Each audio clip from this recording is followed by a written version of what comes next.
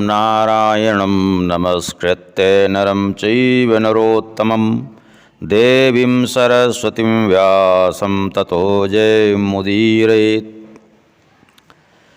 आज हम लोग चर्चा करेंगे सनातन संस्कृति में पूजा पद्धति कैसी है। कौन सी पूजा लोग करते हैं सनातन संस्कृति में, कैसे करते हैं। सदाचार, पवित्रता, पवित्र वस्त्र, पवित्र भूमि, पवित्र आसन, पवित्र विचार, पवित्र पूजा सामग्री से सनातन धर्म में साधना की जाती है। प्रातःकाल ब्रह्म मुहूर्त में उठना, स्नान करके पवित्र वस्त्र धारण करके पवित्र आसन पर, पवित्र भूमि पर साधना की जाती है। सनातन धर्म में साकार और निराकार दो प्रकार की साधनाएं हैं, दोनों प्रकार की साधना की जाती है। लेकिन मुक्त कक्षस्थु यो विप्रः पाता पृथ्वीं चरेत पदे पदे सुरापानम प्रायश्चित्तम न विद्यते। सनातन धर्म में जो विप्र लोग बिना धोती पहने अर्थात तहमत लगा करके जो साधना उपासना करते हैं, एक कदम चलते हैं तो एक एक कदम पर सुरापान करने का, मदिरा पान करने का उनको दोष लगता है, उसका कोई प्रायश्चित्त नहीं है। सनातन धर्म में तहमत लगा करके साधना उपासना नहीं करनी चाहिए। आसन शुद्ध होना चाहिए, पृथ्वी को प्रणाम करें, नमस्कार करें, स्वस्ति वाचन करें, मंगल पाठ करें, आचमन करें। मस्तक में रुचि के हिसाब से खड़ा त्रिपुंड या भगवान महादेव के समान त्रिपुंड लगाएं, पवित्र धारण करें, संकल्प करें कि हम पूजा करने क्यों जा रहे हैं, आज का दिन तिथि क्या है, और पूजा की अन्य सामग्रियाँ पुष्प वगैरह सब एकत्र कर लें। इंद्रादि 10 दिक्पाल को नमस्कार करें, पूरब की ओर इंद्र को प्रणाम करें, आग्नेय दिशा में अग्नि को, दक्षिण दिशा में यमराज को, नैऋत्य दिशा में नैऋत्य महाराज को, पश्चिम में वरुण को, वायु दिशा में वायव्य दिशा में वायु देवता को, उत्तर दिशा में कुबेर को, और ईशान में महाराज ईशान को प्रणाम करें। ऊपर की दिशा में ब्रह्मा को प्रणाम करें और पाताल दिशा की ओर अनंत नारायण को प्रणाम करें। इस प्रकार 10 दिक्पालों को प्रणाम करके साधना उपासना सनातन धर्म में की जाती है। निराकार जो उपासना है वो ज्योति स्वरूप है, परमात्मा ज्योति स्वरूप है। इस प्रकार से उसका ध्यान किया जाता है, वो परमात्मा कैसा है। लेकिन जरूरी नहीं है कि सबके ध्यान में वही परमात्मा की मूर्ति आ जाए। जितने निराकार उपासक है, सब निराकार उपासना करने वाले जो लोग हैं उनके ध्यान में अलग अलग भाव के हिसाब से मूर्ति आती है। इस प्रकार निराकार उपासना लोग करते हैं। साधना करने वाले साधक को शांति सुख की प्राप्ति होती है।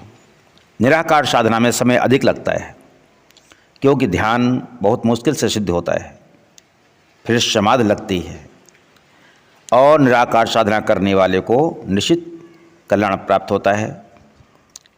दूसरी उपासना है साकार। ईश्वर के साकार रूप की उपासना इसमें की जाती है।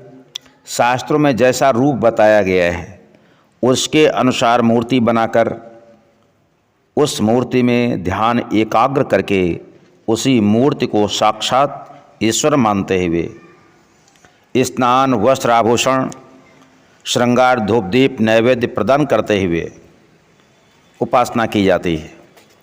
जिसमें अपने को प्यास लगता है शायद मेरे प्रभु प्यासे होंगे, तुरंत ही वो भक्त अपने प्रभु को जल पहले पिलाता है।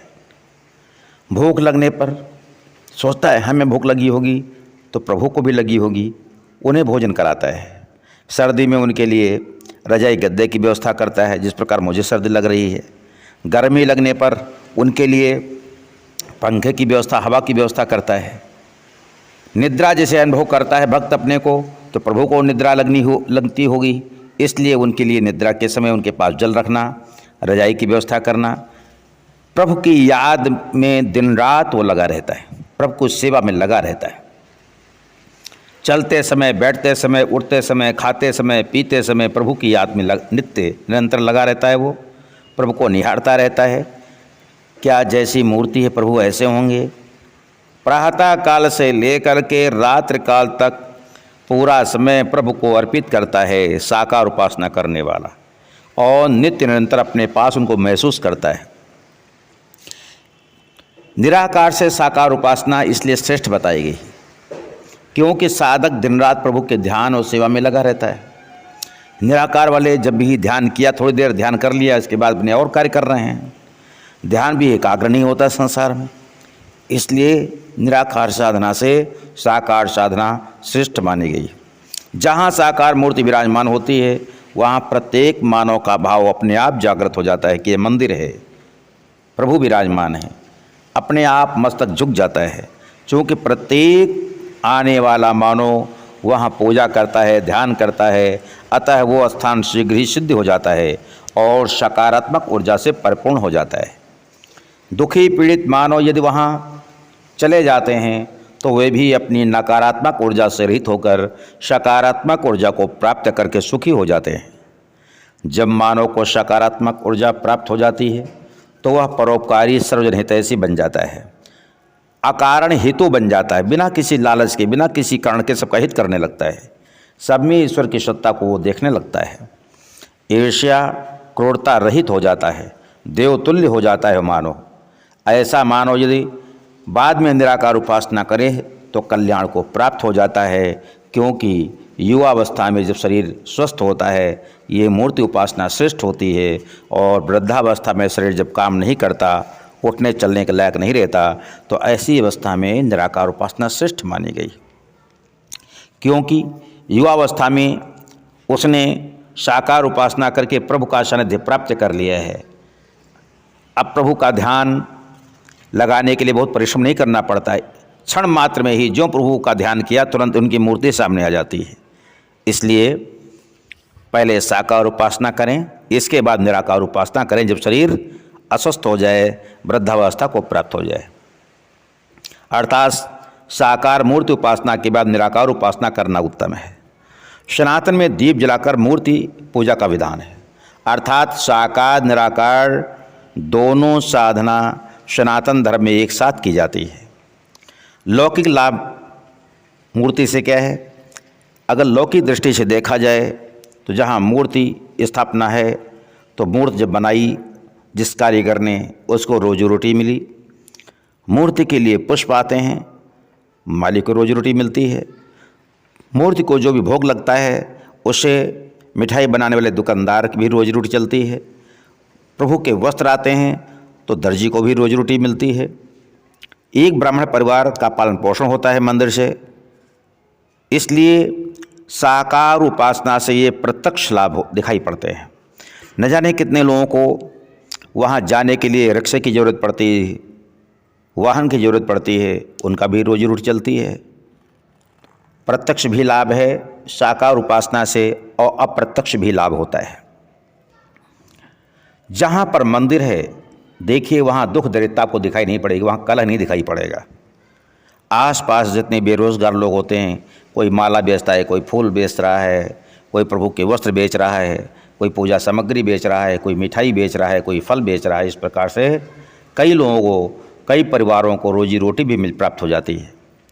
अतिशय श्रद्धा, भक्ति, विश्वास, उपासना से जब निराकार संतुष्ट हो जाता है तो वो अपने आप साकार बन करके साधक के समक्ष प्रकट हो जाता है। आज देखिए विश्व में जहाँ जहाँ मंदिर हैं वहाँ वहाँ लोग खुशहाल हैं। जिन देशों में मंदिर तोड़े गए, यदि वहाँ मंदिर होते तो लोग साधना उपासना तपस्या करने जाते। कोई माला खरीदता, कोई पूजा सामग्री खरीदता, कोई मिठाई खरीदता, कोई फल खरीदता, 4 लोगों को रोजी रोटी मिलती।